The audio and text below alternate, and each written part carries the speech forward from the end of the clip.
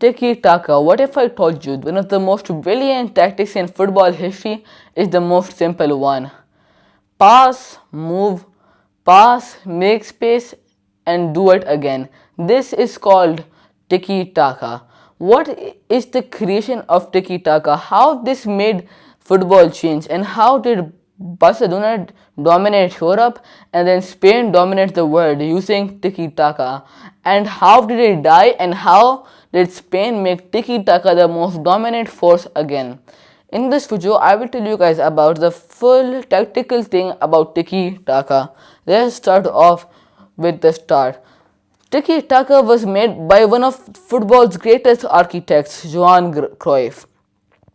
But Cruyff might have used it, but who was the one who influenced coaches to do it? It was an Argentinian coach named Bielsa. Bielsa is the current Uruguay coach. He is 71 years old and he's one of the most genius coaches in the world. Pep Guardiola called him the best coach in history, and for one reason, he made Tiki-Taka famous in the world. In the World Cup, Netherlands vs Argentina, Netherlands won 4-0, but Bielsa taught one thing: how did Netherlands win the game if they didn't do any flashy skill moves? They just did one thing: passed, create some space, and then passed again. What was the thing? But then in the 1990s, Johan Cruyff became the manager of Barcelona, and then he reshaped Barca. And in those 10 years, Barca won the Champions League. So then Barcelona became one of the most successful teams in that decade, winning the Champions League, all thanks to just passing and moving around. But then Bielsa started evolving tactics and making coaches learn them, like Pep Guardiola, who's one of the main reasons why this tactic is so amazing now. In 2009, when Pep Guardiola had the job to coach Barcelona's A team after the spell in the B team, there was huge pressure to fill, as Barca hadn't won the Champions League since years. But then what he did was amazing. He won the Champions League, beating Man United 2-0. And in that season before, Barca had plenty of superstars, but then he removed them all and brought in new players like Messi, Busquets and Iniesta. When he brought in players like Busquets and Iniesta, they were the perfect fit for Barcelona's system and for Pep Guardiola. As Busquets Iniesta, you will hear this name in the 2010 World Cup, 2012 Euros, 2008 Euros, and in the full Europe. Busquets to Iniesta, back to Busquets, back to Iniesta.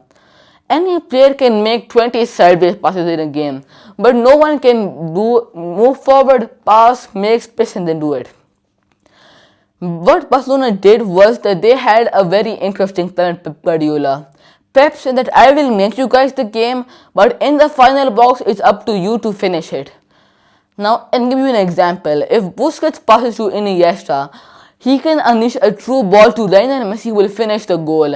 This shows that the midfield will connect the full game to defense to attack. Normally, football has two main parts, the defense and the attack. But Tiki-Taka brings the midfield as the connection point. As from defense, Busquets is the CDM, so he'll playing deep in defense. Then he brings the ball forward to Iniesta, who's more up the field, who can play the ball to the attack. But then this tactic reached its peak in 2009, 2015 when Barca won the treble with MSN, and finally in 2023. And in 2023 what happened was Man City won the treble and the Champions for the first time. That time what he did, Pep, was he made John Stones the CDM, and John Stones delivered huge.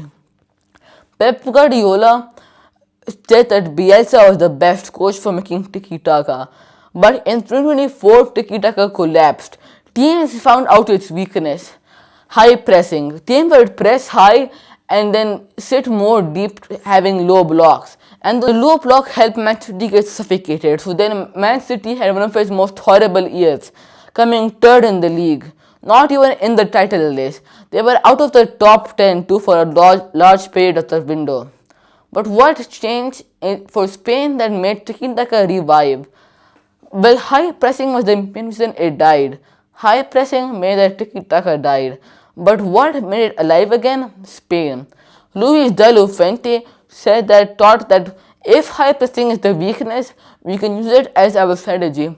The moment Pep lost the ball, he had a 9 seconds rule. You had 9 seconds to retrieve it. So this made high pressing much more effective.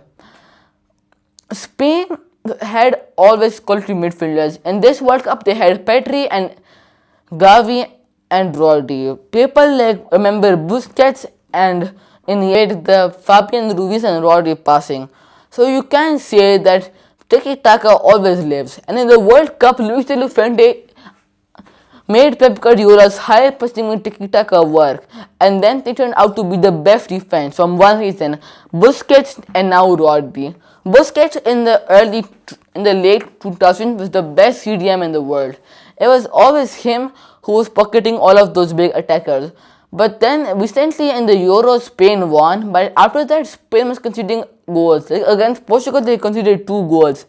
This World Cup, their problem was solved from Rodri.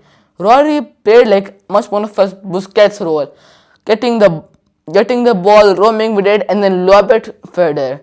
This helped Rodri be one of the best players in the World Cup and make him win the Golden Ball. So Tiki-Taka in simple words is just passing, move forward, pass again, and repeat. If you like this video, so please like, share, and subscribe. And if you want to see any more football content, email in the description. Thank you.